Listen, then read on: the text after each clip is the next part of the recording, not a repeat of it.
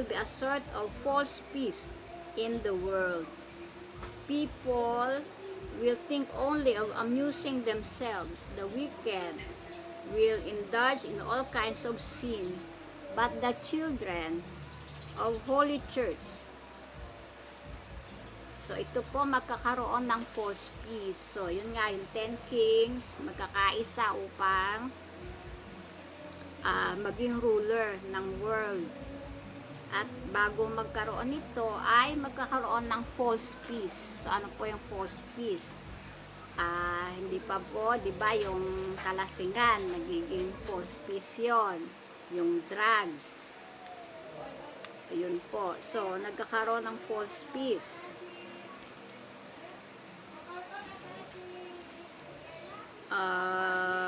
In the world, people will think only of amusing themselves. So, ito po, magiging makasalanan na ang mundo at magkakaroon ng false peace. Dahil, yun nga, dahil sa harvest na masagana, nakalimutan nila ang Panginoon. At dito sa mga kalasingan, sa pag-a-amuse ng kanilang sarili, ito ay mai-indulge sila sa all kinds of sin. But the children of Holy Church, children of the true faith, my true imitators, will grow in the love of God and in the virtues dearest to me. Happy the humble souls led by the Holy Ghost.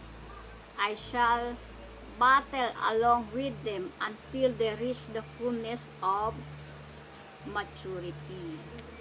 So ito po, magiging makasalanan ang mundo at ang children ng true faith, ang true imitators ay will grow in the love of God.